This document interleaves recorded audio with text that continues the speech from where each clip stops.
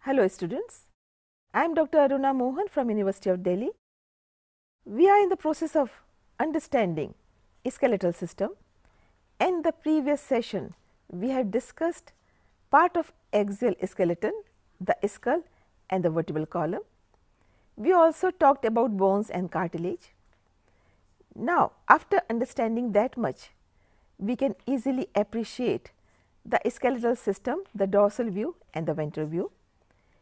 In this slide, I would like to show how our skeleton looks like when we look at it from dorsal side and how it looks like when we look at it from ventral side. Before that, let me explain you in our body which is the dorsal side and which is the ventral side. When you are watching me, the view you are seeing is my ventral side and my back is my dorsal side. So, in this particular diagram, you can see on one side you can see the ventral side where you are seeing the face, and where you are seeing the back in the other one is the dorsal side. You can see skull, which we have discussed in previous session. You can see limb bones, leg bones, also sternum, the rib cage, the girdles. We come to ventral side, these which we have seen. In the dorsal side, you can very well appreciate that we are able to see girdle more clearly, the pectoral girdle, scapula, the pelvic girdle, ilium, ischium pubis, and also back side view of rib cage. You can see the vertebrae, and more importantly, you can see the connection of articulation of skull with the vertebral column in the neck area. So, this is roughly the view how our skeleton looks like from dorsal view and from the ventral view. After knowing this, we move forward to understand ribs. The ribs form part of axial skeleton. We know axial skeleton makes axis of the body, that is main axis, starting with skull, going up to vertebral column and then the ribs supporting vertebral column. We have 12 pairs of ribs.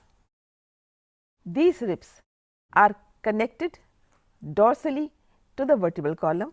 I hope you understand what I mean by dorsally, that is the back side.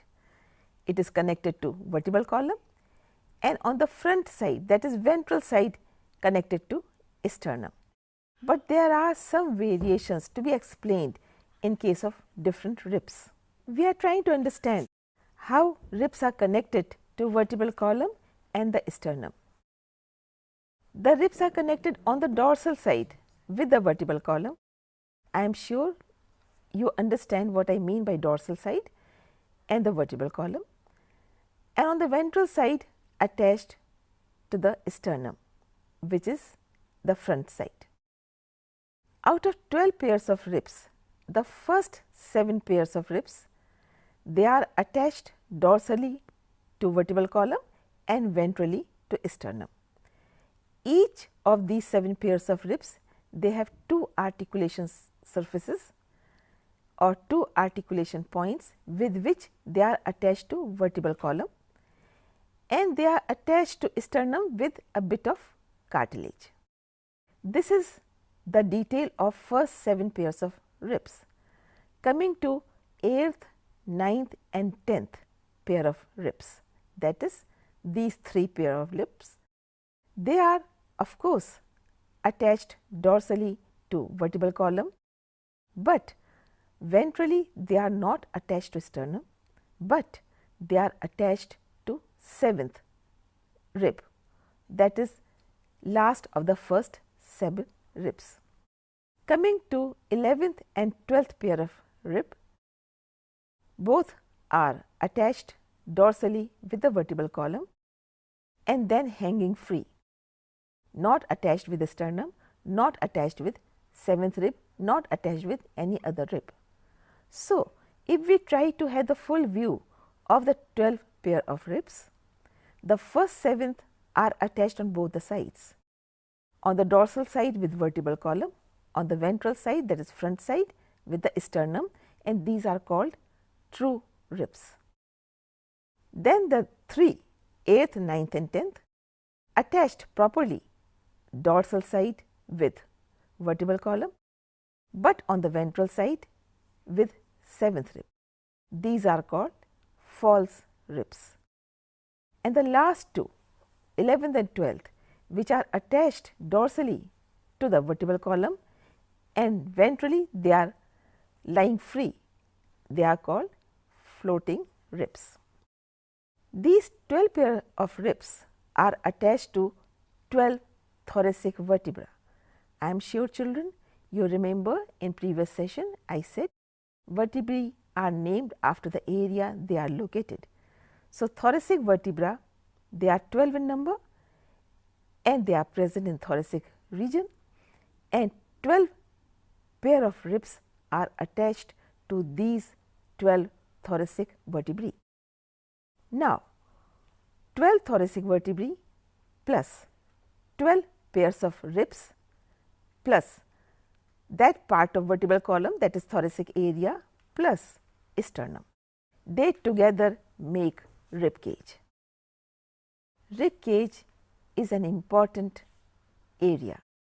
It is having heart and 2 lungs inside it. They are protected well by these ribs is one reason. Other reason, they are separated from abdominal cavity by diaphragm. This kind of arrangement will help in respiration for lungs and cardiac cycle or heartbeat or working of heart as far as circulation is concerned. So, you can appreciate the value of rib cage in our body, and now you also know how it is formed, and you already know that it is last part of axial skeleton, and now you definitely understand why it is part of axial skeleton, why it is coming as axis of the body. Now, we will discuss appendicular skeleton. Before that, I would like to show you one diagram of ribs so that you understand their placement in our body. This diagram shows the rib cage, and you can see position of ribs very clearly here. The first 7 pairs of ribs are attached to sternum. You can see attachment with the sternum. As far as vertebral column is concerned, all the 12 pairs are attached to vertebral column. This diagram will show you the attachment on the ventral side. So, first 7 pairs are attached with the sternum. You can see sternum in the center, solid structure, and then 8th, 9th and 10th, they are attaching to the 7th rib, and the last 2 are floating. Floating ribs are very interesting and they have a special role to play. You can see the sternum, which is having sternal angle, the body, and xiphoid process, which is coming as a conical structure on the lower side. On the upper side, you can see jugular notch and also clavicle. The clavicles are part of pectoral girdle, and as you can see the labeling, the first 7 are true ribs. After that, 8th, 9th, 10th are false ribs, and 11th and 12th are floating ribs. 12 pairs of ribs attached to 12 thoracic vertebra, vertebral column and the sternum together are making the rib cage. After this, we proceed to appendicular skeleton. Children, you have already understood that skeleton has 2 major areas or divisions. One is axial skeleton, which we have discussed, and other is appendicular skeleton. Appendicular skeleton normally involves limb bones and the girdles, and both are important. Limbs are important, and to hold limbs in our body or to connect limbs to the body, girdles are important. Each limb, forelimb or hind limb, hand or leg, is having 30 bones, and their distribution is also very interesting. Let us first discuss the hand bone. You can see your own hand. The area from shoulder to the knee is having one bone, and this is called humerus. And from knee to wrist there are two bones called radius and ulna. You can see your little finger. The little finger side is ulna and other side is radius. So, we can also say ulnar border or radial border of the arm. Coming to the wrist, we have carpals, which is made up of 8 very small bones. They are very small in size, attached in a very critical complex way. Why? It will allow movement of wrist. If there was only one flat bone, then wrist could not move anywhere. So, these wrist bones, which are called carpals, are very important, and they are 8 in number. Coming to metacarpals or palm bone, there are 5 which will be holding 4 fingers and 1 thumb, and then phalanges or digits. These fingers are digits for us.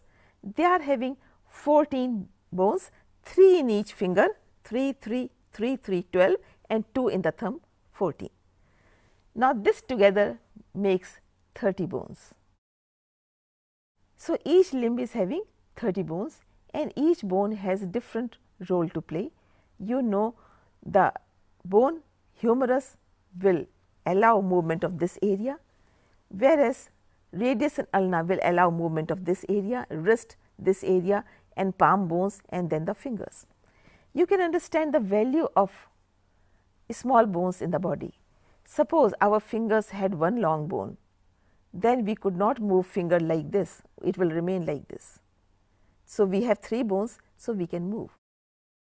Also, because of this arrangement, you are able to use your hand, your fingers, your thumb to hold the things, to write or to drive or to manage any instrument or hold the utensil, do the work, because you have those small bones in your fingers and the thumb. So, that is about the hand bone. Children, we discussed about the hand bones. Hand bones are also called arm bones. More correctly, we can call it forelimb. So, our 2 hands are our 2 forelimbs, and in this we have bones which I have explained you little before, and now I am explaining the same in this diagram. You can see humerus in the upper part of the arm, and then of course elbow. We will discuss elbow when we discuss joints. You can see radius and ulna. The ulna is towards the little finger and radius is towards the thumb. So, that will decide which border of the hand, ulnar border and the radial border. You can see carpals or the wrist bones, and you can also see small bones in the phalanges or digits, or in our case fingers. Very clearly you can see 3 small bones in each finger and 2 small bones in the thumb. In the wrist, arrangement of carpals are in 2 lines, and there is very well defined important joint called elbow, which allows movement of the hand in almost all the directions except 1 and 2. You can see scapula, that is part of pectoral girdle, and also you can see clavicle. You are seeing part of rib cage and the sternum, and behind rib cage is the scapula, that is part of pectoral girdle. If you remember, in the beginning of this session I showed you skeleton, the dorsal side, which was showing scapula very prominently. So, these are arm bones or forelimb bones attached to the girdle, and we will now discuss about the girdle, pectoral girdle. Pectoral girdle, which is providing articulation surface for forelimb, is also having a special structure. It has 2 halves, one right half and one left half. Both are identical because both are going to provide articulation to forelimb of right side and other one to the left side. Coming to the structural part of pectoral girdle, we have clavicle, then we have scapula, and in the scapula one projected part near the shoulder is called spine, to which one small structure is formed. It is called acromion notch. Below this there is glenoid cavity. Why we call it cavity? Because in this cavity the head of bone humerus will fix. You remember when I was talking about the hand, I said this bone is humerus, and head of this bone will fix in the glenoid cavity of pectoral girdle. It is a particular kind of joint which we will discuss when we are discussing joint separately. For now, this is enough for you to understand that head of humerus fits nicely into the glenoid cavity of pectoral girdle and allows all kinds of movements of hand, and the bones which are forming pectoral girdle provide strength to the girdle. I will explain this in the diagram now. You can see articulation of upper limb or forelimb with the pectoral girdle. You can see the glenoid cavity and two clavicles, scapula. This broad portion is scapula, and the upper part is spine, which is projected as acromion process, and just below that you find glenoid cavity, which is going to allow the presence of head of humerus for total movement. So, children, in this session we have understood about ribs, attachment of ribs with vertebral column and the sternum, the kinds of ribs, the formation of rib cage, and also we discussed about appendicular skeleton, specifically the forelimbs and the pectoral girdle. With this we come to the end of this session. Thank you.